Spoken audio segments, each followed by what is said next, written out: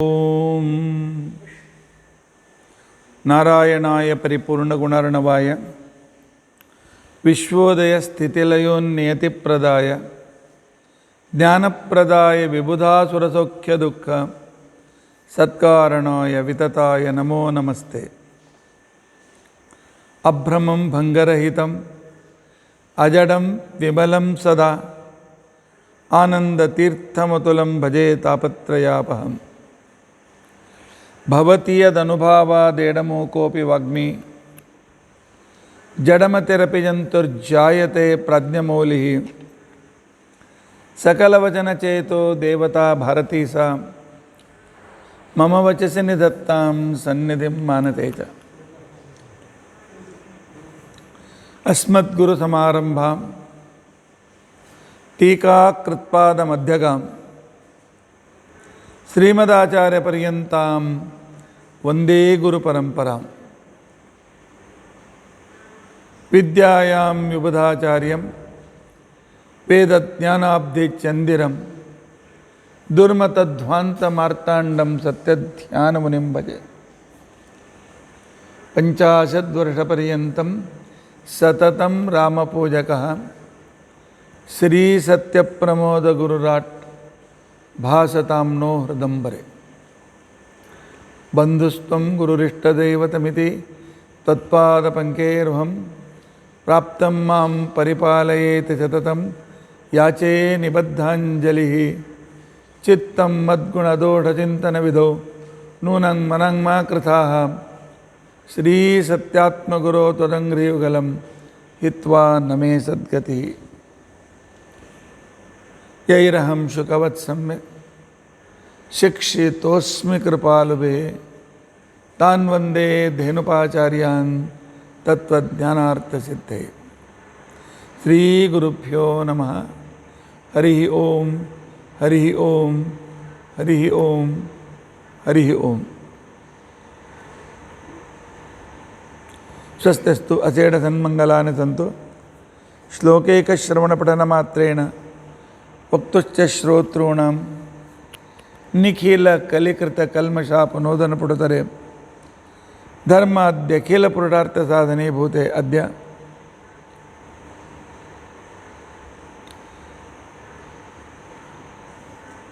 सदाचारस्मृति अंगतया संध्यावंदन अर्थविवरणारंभे च किंचित् पूरकथानुवादः। हरिः ओम हरिः ओम हरिः ओम। हमने अब तक संध्यावंदन में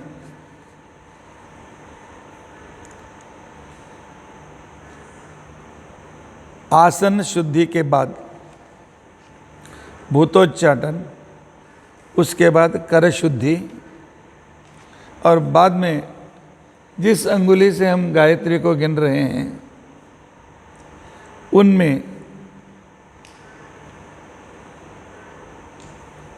सभी देवताओं का विशेष रूप से आवाहन करके गायत्री को 6 भाग करके हाथ में गायत्री का अनुसंधान कर लेते हैं।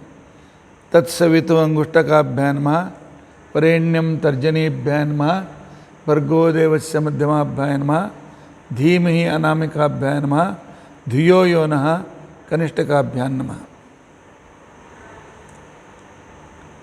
तत्सवितो हृदयाय नमः, वरेण्यं शिरसे स्वाहा, भर्गो देवस्य शिखायै वौषट,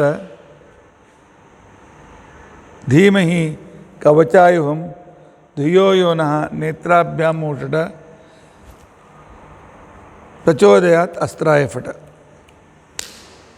इति दिग्बंधः चक्र मुद्रा से और नाराच मुद्रा से कैसे दिग्बंधन करना, उसके बादों में हमने विचार किया है और उस विचार को आप लोगों ने जान लिया।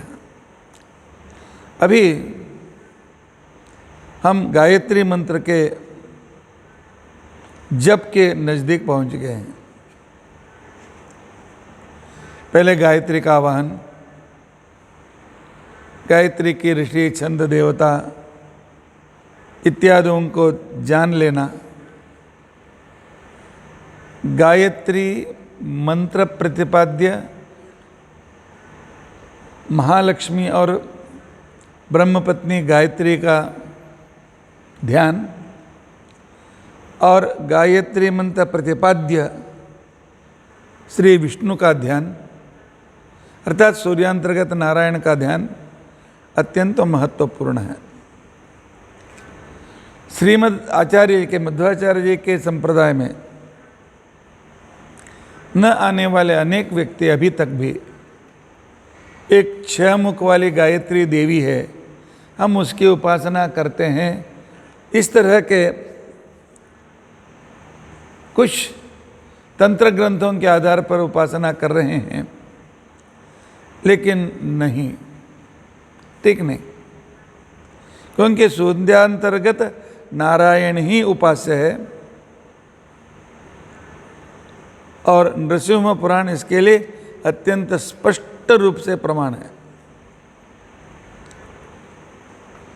ध्येय सदा सवितृमंडल मध्यवर्ती नारायण, गायत्री मंत्र से ध्येय व्यक्ति सूर्यमंडल के अंदर रहने वाले साक्षात श्री नारायण ही हैं। तो उस जप के क्रम के अंदर प्रवेश करने से पहले हम गायत्री जप का महत्व क्या है, क्यों गायत्री के पीछे यह पूरा समाज गायत्री के पीछे क्यों है, ऋषि आदियों में गायत्री के पीछे ही अपनी विशिष्टता क्यों मानते हैं, इस गायत्री की विशिष्टता क्या है, उसके बारे में एक संक्षेप रूप में हम देखने की कोशिश करेंगे।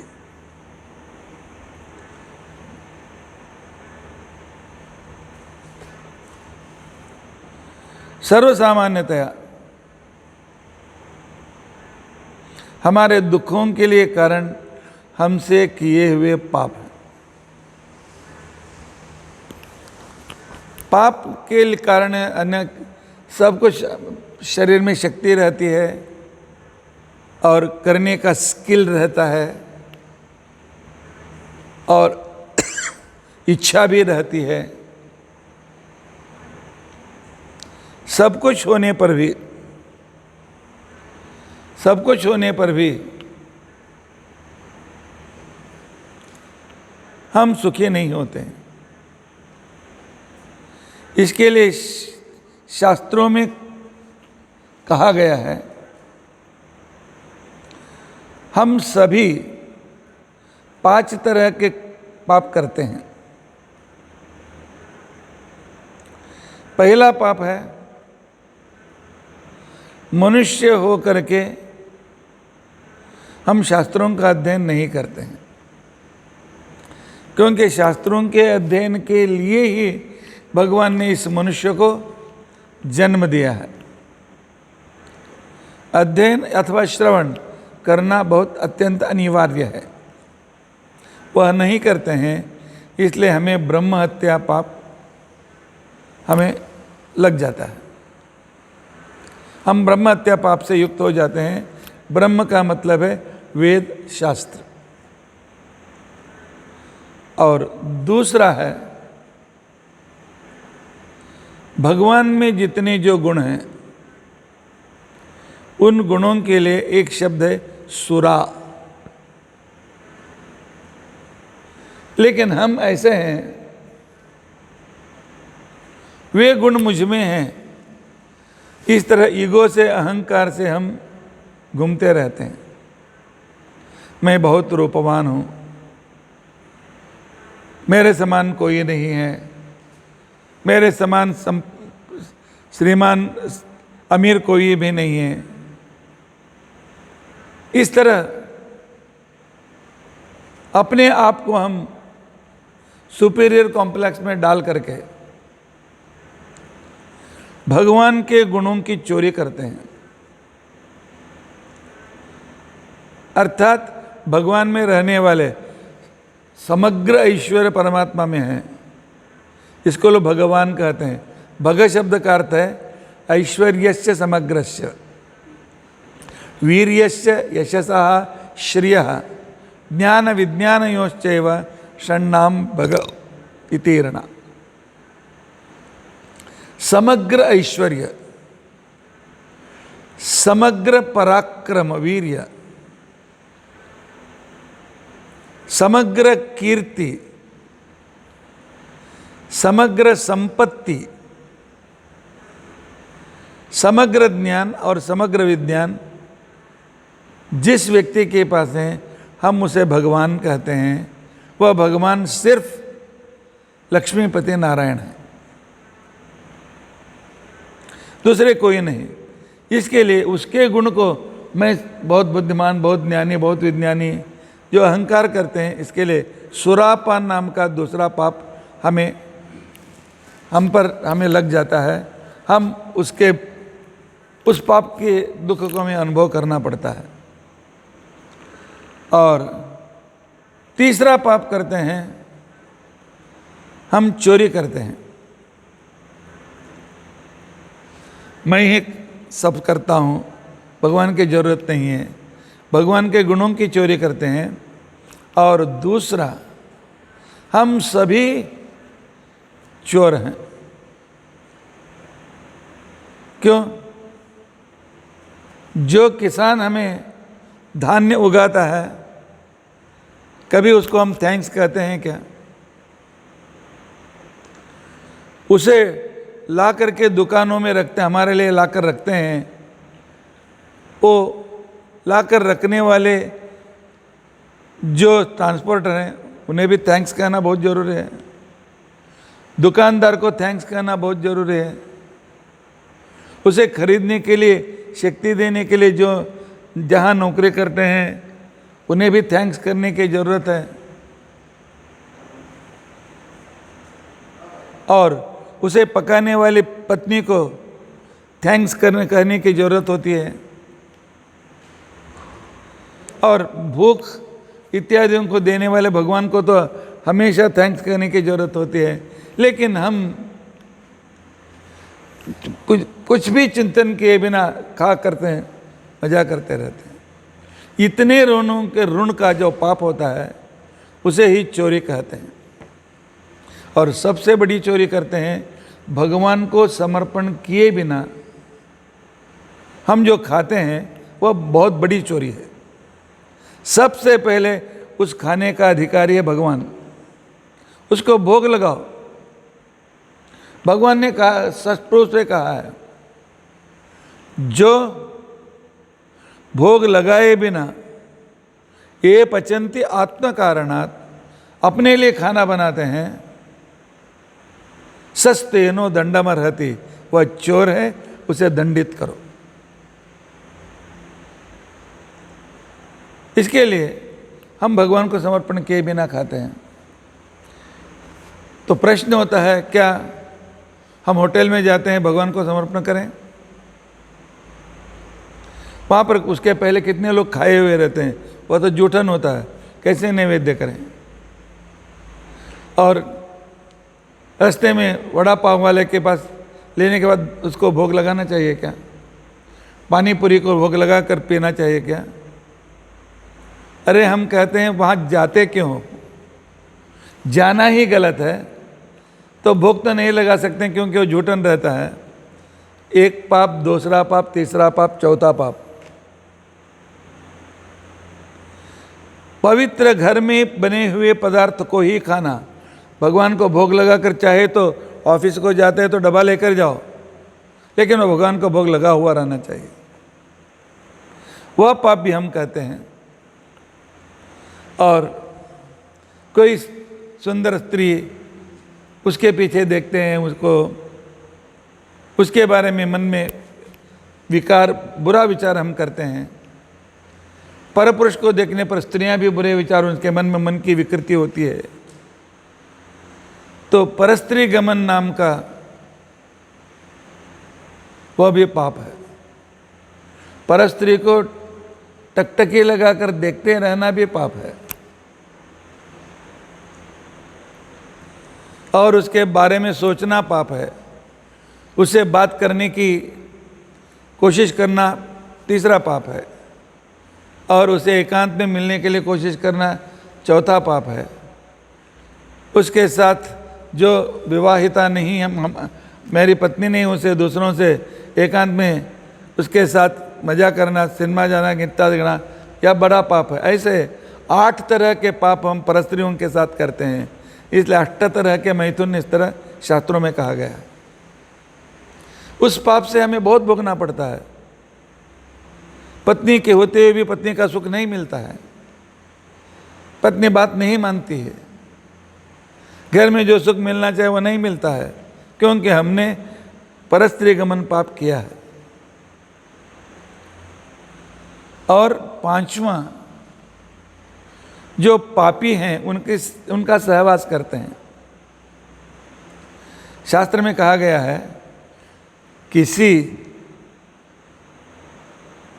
एक शराब पीने वाले के साथ हमने सहवास किया तो 10,000 गायत्री मंत्र जप करके प्रायश्चित करो।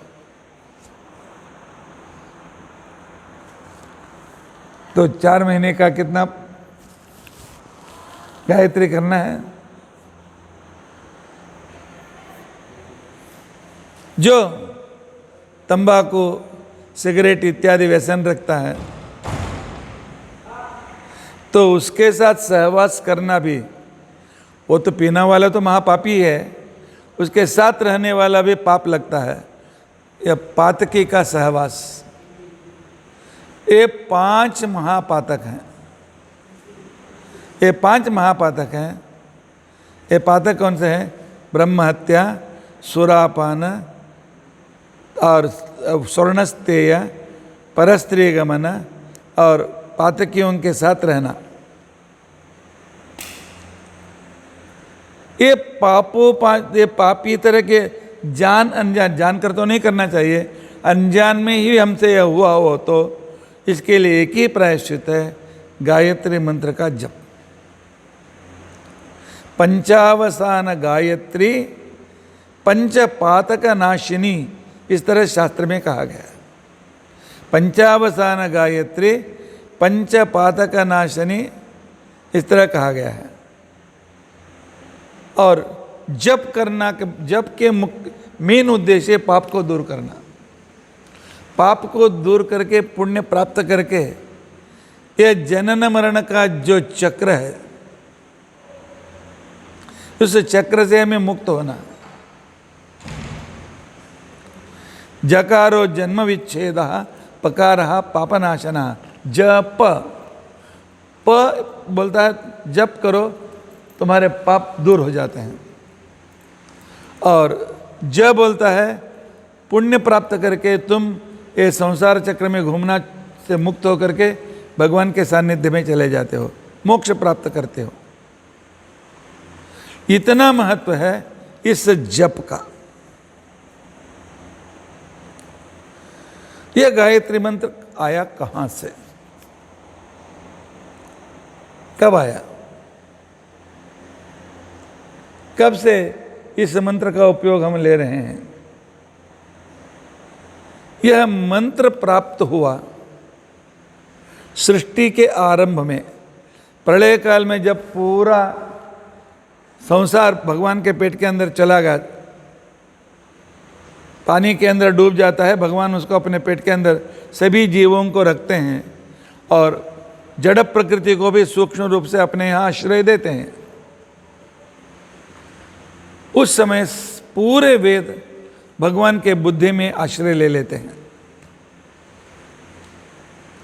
जब सृष्टि प्रारंभ होती है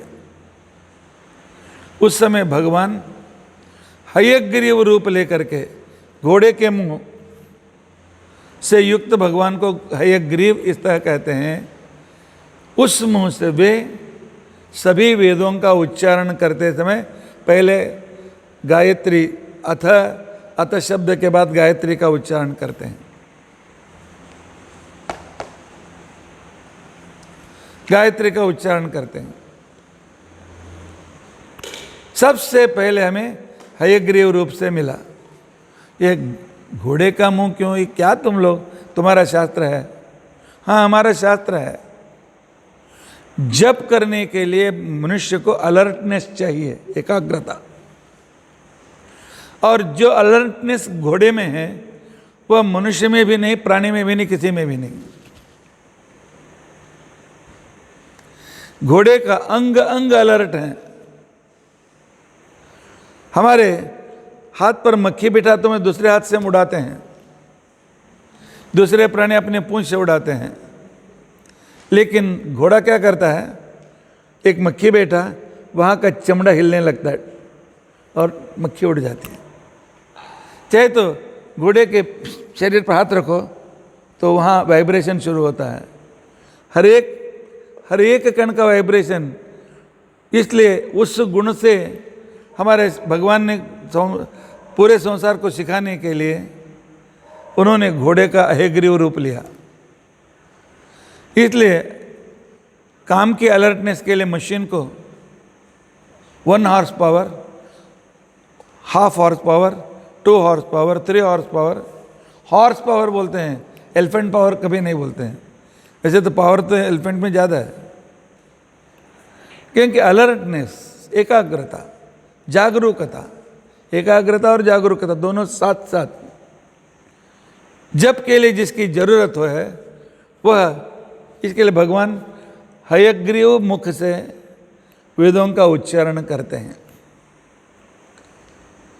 इसलिए शास्त्रों में कहा गया है, सर्वमेतत् जगच्चैव निःसृतं तुरगाननात्।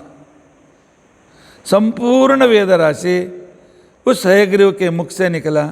अस्य महतो भूतस्य निश्वास में तथा, उच्चारण नहीं, उनके निश्वास छोड़ते गए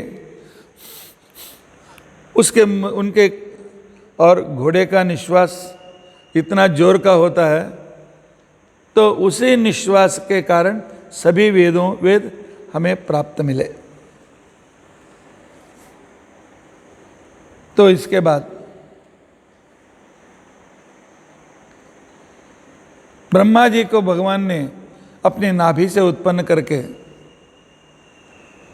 सृष्टि करने के लिए कहा। सृष्टि करने के लिए जब भगवान ने ब्रह्मा जी को कहा,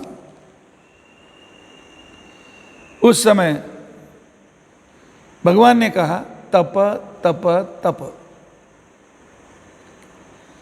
तपस्या करो, तपस्या करो, तपस्या करो। तब ब्रह्मा जी ने सूर्यांतर्गत, तब सृष्टि नहीं हुई, सूर्य कहाँ था, भगवान ही सूर्य है। सूर्य भी गम्यत्वात् सूर्य, सूर्य नामक भगवान के अंतर्गत उसी के रूप का, गायत्री नामक भगवान के रूप की उपासना ब्रह्मा जी ने की। करने के बाद वे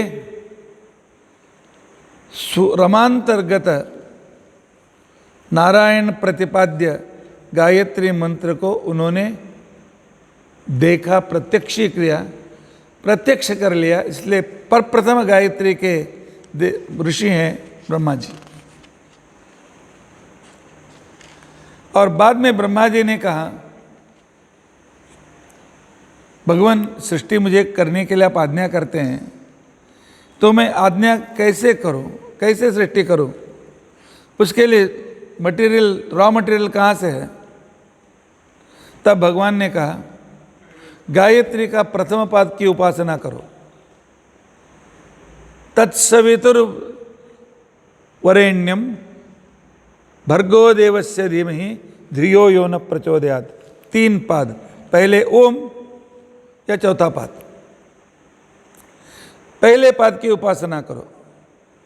जब पहले पाद की उपासना अर्थात पहले पाद से प्रतिपाद्य भगवान के अनिरुद्ध रूप की उपासना ब्रह्मा जी ने जब किया, अनिरुद्ध रूप की उपासना, रोध जिसको कोई रोकने वाला, अनिरुद्ध जिसको कोई रोकने वाला नहीं है, ऐसे स्वतंत्र अनिरुद्ध की उपासना करने के बाद तब स्थूल रूप से सृष्टि के व्यवहार देखने वाले अनिरुद्ध रूपी भगवान उन्हें जमीन दिया, आकाश दिया, दोनों, और देवता लोक, इस तरह 14 ही लोगों को सूक्ष्म रूप से उनके हाथ में दिया। इन्हें लेकर उसे स्थूल रूप से सृष्टि करो। उन्होंने तो सृष्टि के करने के बाद जड़ सृष्टि होगी, उसमें रहने वाले कोई नहीं है। फिर भगवान की आज्ञा से ब्रह्मा जी ने गायत्री के दूसरे पद की उपासना की, भर्गो देवस्य धीमहि। उससे प्रतिपाद्य व्यक्ति हैं प्रद्युम्न। प्रद्युम्न की उपासना की, तब ब्रह्मा जी ने, भगवान ने अन्य असंख्य जीवों को उनके हाथ में दिया, चेतनों को। चेतन रहते हैं तो जड़ सृष्टि का कुछ अर्थ है। इसके लिए जड़ सृष्टि के साथ 14 लोकों में रहने के लिए अनंत जीवराशियों को भगवान ने दिया। और इतना ही नहीं, उन्हें चेतनों को सामर्थ्य देने के लिए भगवान ने सभी वेदों का उपदेश ब्रह्मा जी को दिया प्रद्युम्न रूप से। सब तो ठीक है, चेतन हो गए और शरीर हो गया, लेकिन सृष्टि के कार्य आगे बढ़ने के लिए क्या चाहिए? चेतन में क्या चाहिए? चेतन में 3 तत्व, ज्ञान, इच्छा और क्रिया। एक काल्पनिक सृष्टि, बिग बैंग थ्योरी सब छोड़ दीजिए, कितने सिस्टेमेटिक क्रम से हमारा शास्त्र बता रहा है, ज्ञान के बिना मनुष्य कुछ काम नहीं कर सकता है।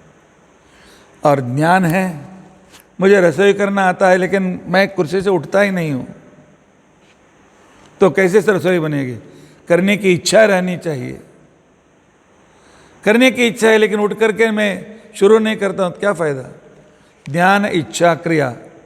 कोई किसी भी काम के लिए इन तीनों की अत्यंत आवश्यकता होती है, तो उसके लिए ब्रह्मा जी ने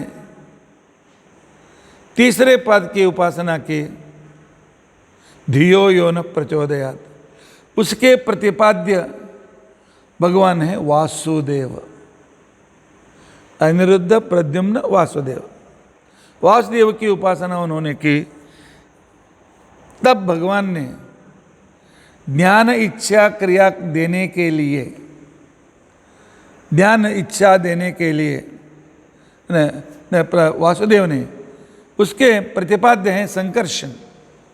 संकर्षण की उपासना करने के बाद चेतनों में ज्ञान, इच्छा, क्रिया, जड़ की सहायता से क्रिया इत्यादि सामर्थ्य दिए। इतना देने के बाद चेतनों में अनेक क्रिया चलते हैं। जागना, सपना देखना और गाढ़ नींद में सोना, और उसके बाद ध्यान में बैठना, समाधि में बैठना, ज्ञान विज्ञान को प्राप्त करना। ये जो 8 हैं, 8 क्रिया के लिए भगवान के 8 रूप नियत हैं। विश्व, तेजस, प्राज्ञ, तुरीय, आत्मा, अंतरात्मा, आत्मा, अंतरात्मा, परमात्मा, ज्ञानात्मा। इस तरह 8 रूप हैं। विश्व, तेज, प्राज्ञ, तुरीय, आत्मा, अंतरात्मा, ज्ञानात्मा, परमात्मा, अथवा परमात्मा, ज्ञानात्मा। 8 रूप हैं। ये भगवान इस 8 रूप से तो पूरे मनुष्य के पूरे जीवन में जो भी क्रिया हैं करते हैं। इन 8 रूपों का प्रत्यक्ष करके ब्रह्मा जी ने चौथा पाद कौन सा है? ओम। ओम और 8 का संबंध पहले से ही है। अकार, उकार मकार नाद बिंदु घोष शांत अतिशांत। पहले दिन मैंने प्रणव के संदर्भ में मैंने बताया है।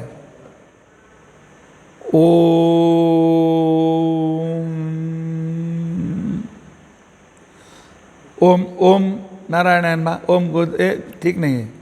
ओम का उच्चारण कैसे करना चाहिए? सुबह उठते ही हाथ मुंह धो करके दांत धो करके एकांत स्थान में बैठिए। ओम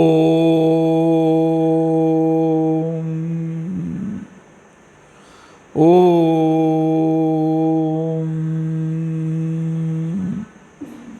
घंटे बजने में क्या ऐसा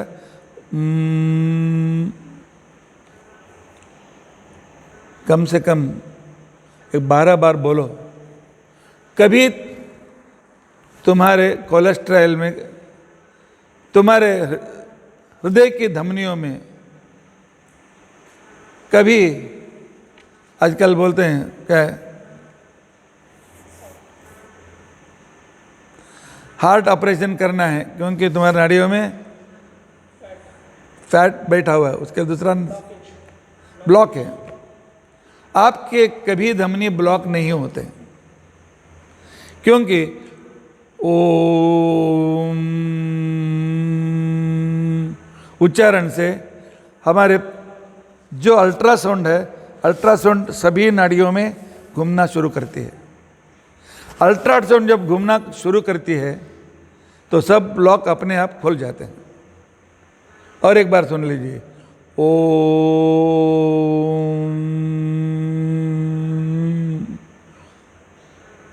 ओम जब बोलता हूं ओम, नाद बिंदु घोष शांत अतिशांत। ओम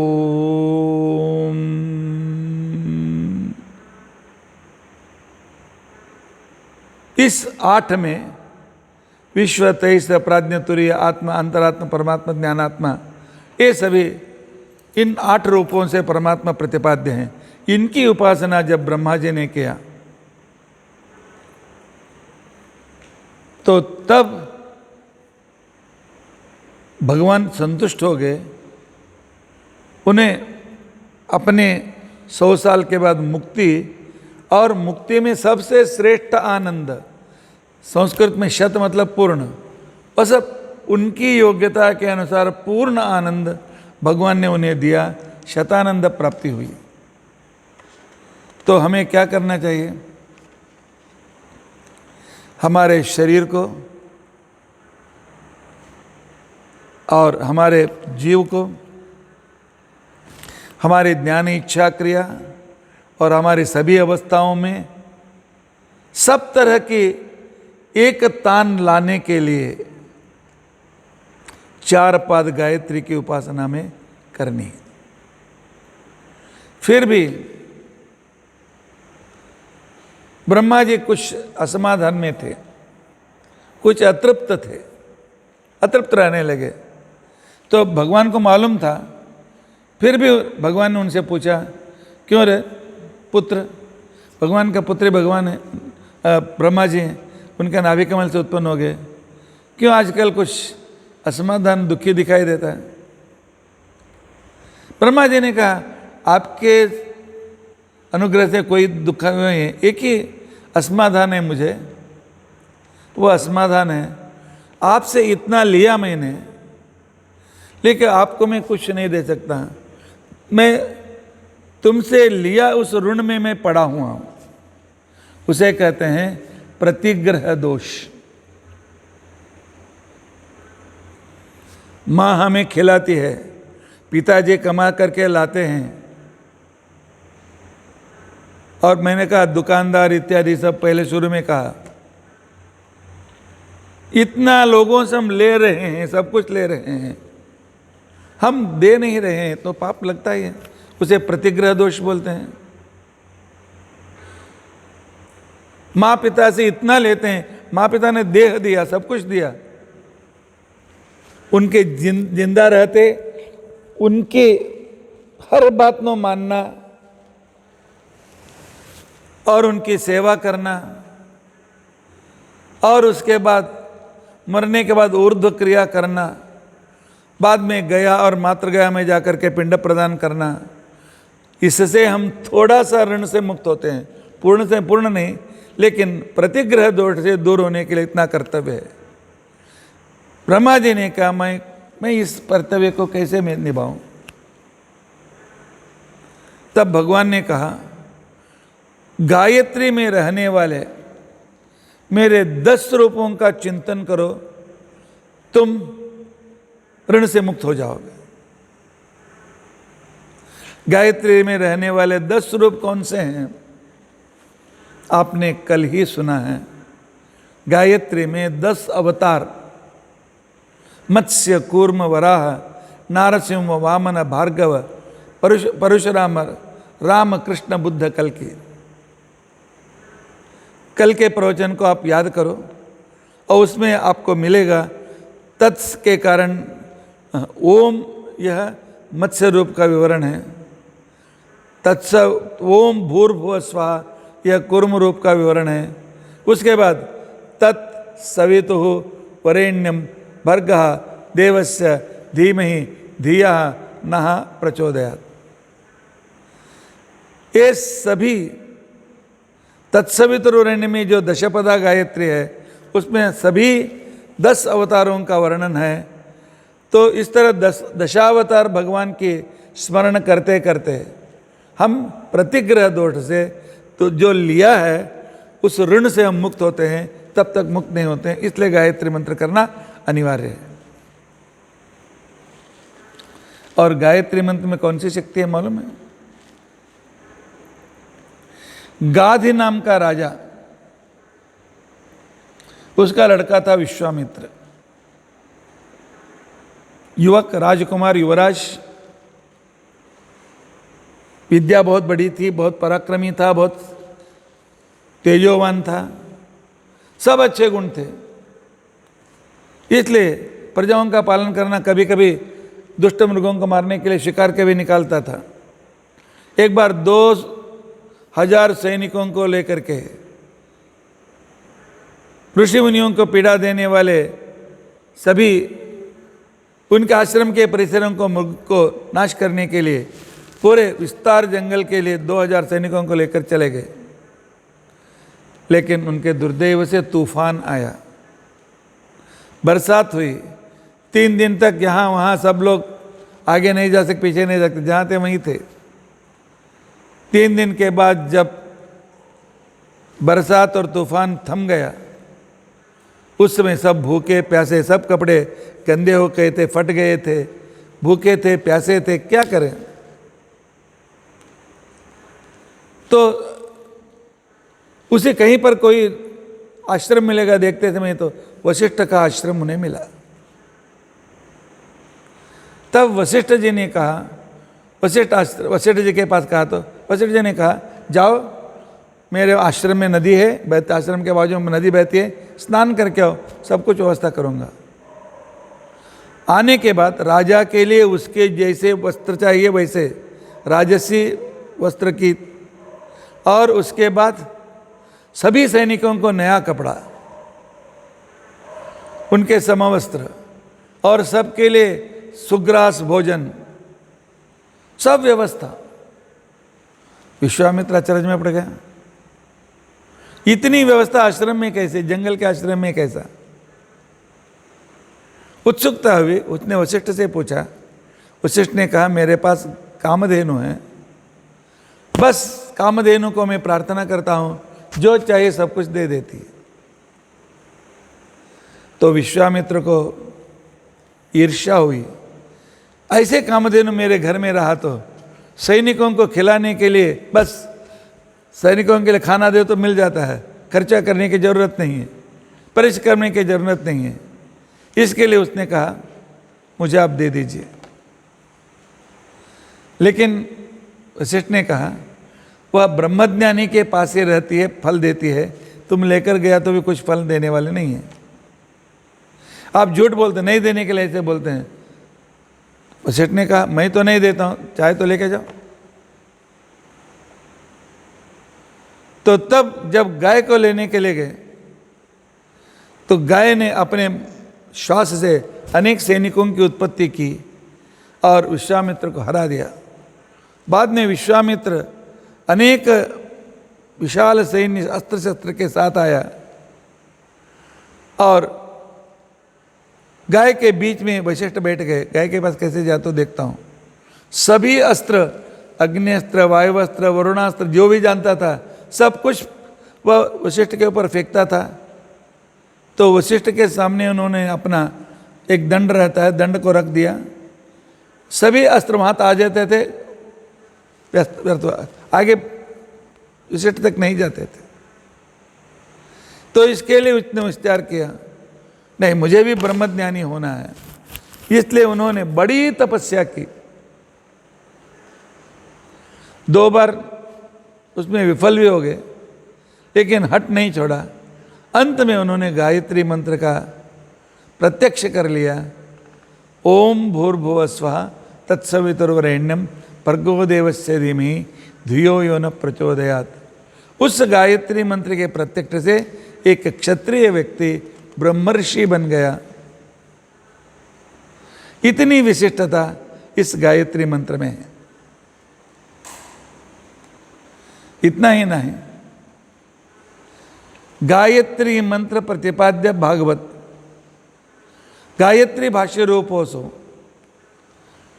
उस भाष्य रूपी गायत्री का उपदेश शुक जी को वेदव्यास ने दिया। इसलिए अश्वत्थामा के रूप में उन्होंने जो पाप किया था वह सब कुछ पाप चला गया।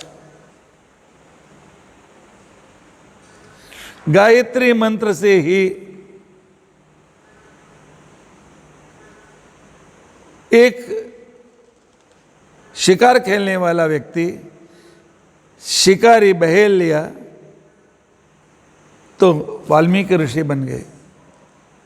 इसके लिए उन्होंने 14 अक्षर, एक अक्षर के लिए 1000 श्लोक, इसलिए 24 अक्षर 24,000 श्लोकों का उन्होंने रामायण की रचना की।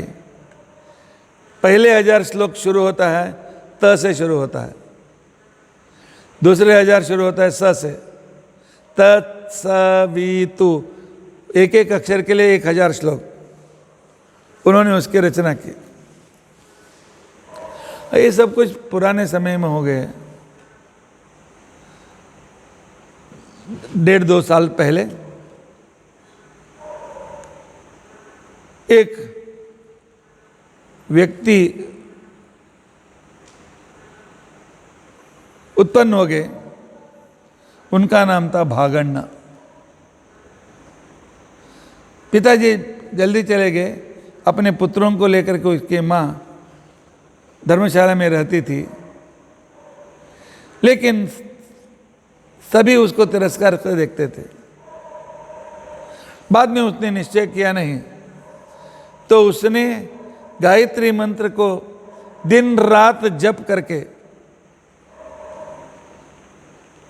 उसने सिद्धि पाई। कहते हैं जब जप को बैठता था, लोग तमाशा करने के लिए उसके ऊपर पत्थर फेंकते थे, लेकिन पत्थर रिबाउंड होकर उनके सिर को ही लग जाता था। उसके ऊपर गरम तेल डालने के लिए गए, वे ही जल गए। बाद में गायत्री मंत्र से वह अपरोक्ष ज्ञानी कर्नाटक के श्रेष्ठ संत गोपाल दास बन गए और उन्होंने जगन्नाथ दास के जैसे श्रेष्ठ शिष्य को हमें दिया। गायत्री मंत्र का प्रभाव, एक सामान्य गांव का लड़का ब्रह्मज्ञानी बन गया गायत्री मंत्र से। अकबर बीरबल के समय का संदर्भ है। दोनों घूम रहे थे यमुना के तट पर। एक जगह पर एक ब्राह्मण भिक्षा मांग रहा था, तो अकबर ने तमाशा किया, तुम बम्मन लोग कुछ काम नहीं करते, नहीं कुछ नहीं करते हैं, भीख मांगने के लिए बैठे हैं। और भी युवक एक काम करने क्या होता है उसको। तो बीरबल को बहुत बुरा लगा, उस समय उसने कुछ नहीं बोला। दूसरे दिन उस जाकर के उस भिक्षा मांगने वाले ब्राह्मण से मिला, क्यों भिक्षा मांगते हो? उसने कहा सब कुछ मेरा चला गया, कुछ भी नहीं है, काम करने के लिए कोई काम भी नहीं देते हैं, इसके लिए मैं क्या करूं? तो बीरबल ने कहा तुम्हारे खाने पीने की व्यवस्था मैं करूंगा और तुम्हारे योगक्षेम के लिए 2 व्यक्तियों को तुम्हारी सेवा के लिए दूंगा। तुम्हारा एक ही काम है, दिन में 20 से 22 घंटा गायत्री जप करना। जब नींद आती है सो जाओ, लेकिन 1 मिनट भी छोड़ने का नहीं, गायत्री मंत्र करते रहो। एक बार क्या हुआ, अकबर की पत्नी बहुत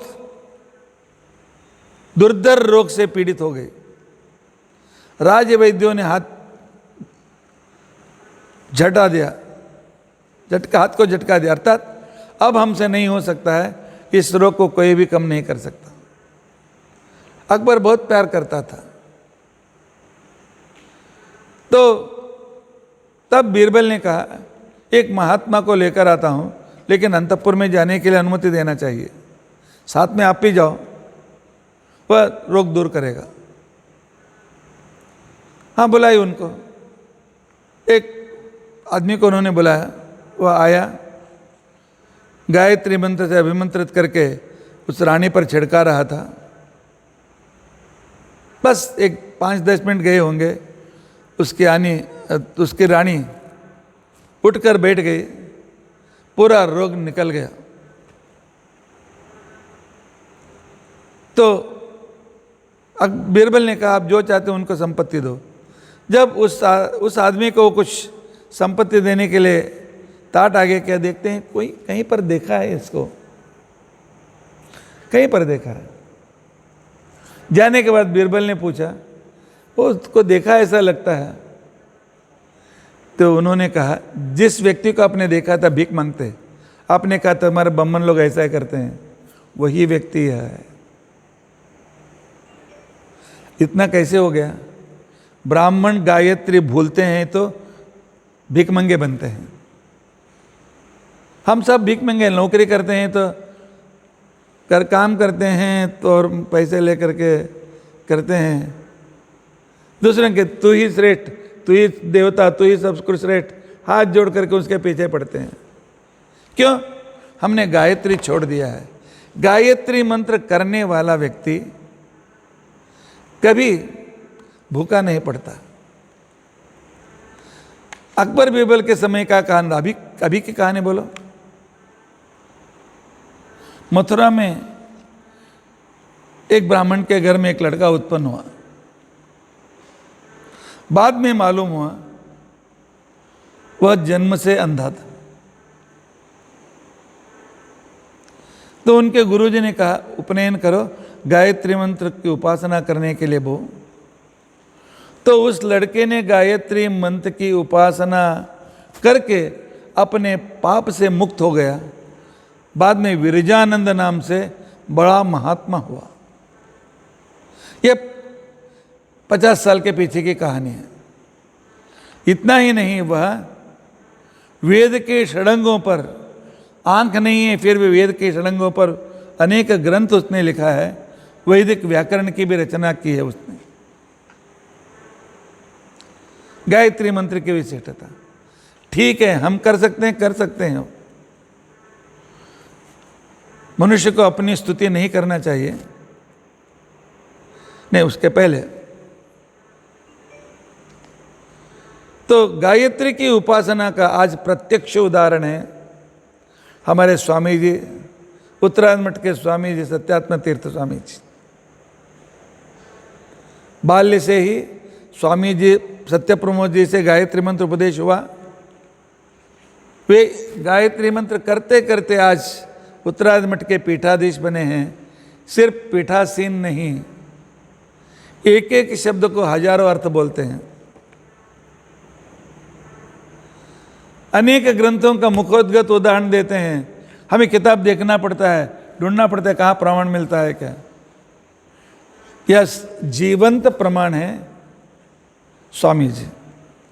हाँ, स्वामी जी बड़े होते हैं, उनके रामदेव की पूजा करते सब कुछ होता है, नहीं, हमसे भी हो सकता है। इसके लिए इस संदर्भ को कह करके मैं समाप्त करता हूँ। मैं कॉलेज का प्रिंसिपल था, जूनियर कॉलेज का प्रिंसिपल था। अनेक लोगों के परिचय था मेरे गांव से या कर्नाटक से। कभी कोई युवक आते थे ग्रेजुएट होकर के, कहते आपका पहचान है, हमें कुछ नौकरी दिलाओ। तो मैं उनसे कहता था तुम्हें नौकरी चाहिए, नहीं दिलाऊंगा, लेकिन एक करार है, अभी तो तुम अनएम्प्लॉयड हो, 3 महीने रोज 1008 गायत्री, ज़्यादा हुआ तो और भी ज़्यादा करो, करके 3 महीने के बाद मेरे पास आओ, मैं किसी के द्वारा तुम्हें नौकरी दिलाऊंगा। आपको मैं कहता हूं, मैं बहुत बार कह चुका हूं, उस अनुभव लिए हुए भी अभी हैं यहाँ पर। 3 महीने के बाद कोई व्यक्ति मुझे नौकरी दिलाइए इस तरह के लिए नहीं आया। 3 महीने के बाद, 2.5 महीने के बाद वह पेड़ा लेकर आया, गुरुजी हमें नौकरी अच्छी मिल गई है। गायत्री मंत्र करने वाला कभी अनएम्प्लॉयड नहीं होता है, गायत्री मंत्र करने वाला कभी गरीब नहीं होता है, वह कभी भूखा नहीं पड़ता है। हाँ, आईटी वालों के सामने गरीब होगा, लाखों रुपए नहीं मिलेंगे, लेकिन रोटी कपड़ा मकान के लिए कोई कमी नहीं रहेगी। इसलिए शास्त्र कहा गया, कुर्याद अन्यान नमा कुर्याद मैत्रो ब्राह्मण उच्यते। कुछ अनेक व्रत नियम करो या ना करो, क्या तो अच्छा, कम से कम 1008 गायत्री जब रोज करो, विद्या मिलेगी, स्मरण शक्ति मिलेगी,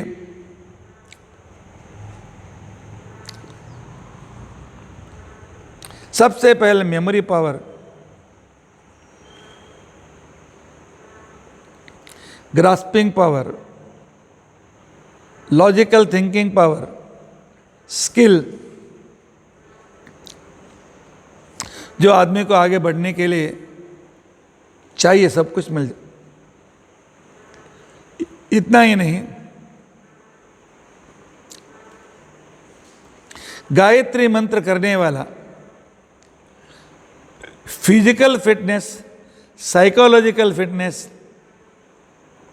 इंटेलेक्चुअल फिटनेस, विशेष रूप से अंतस्फूर्ति, इंट्यूशन से युक्त होकर के, क्रिएटिव स्किल प्राप्त करके,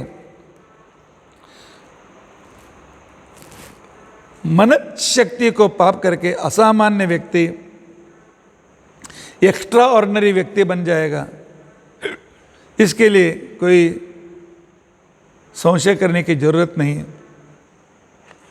इसके लिए गायत्री मंत्र करना बहुत अत्यंत आवश्यक है। और गायत्री मंत्र क्या है, कैसे करना चाहिए आदि हम कल करने की कोशिश करेंगे। श्री कृष्णार्पणमस्तु।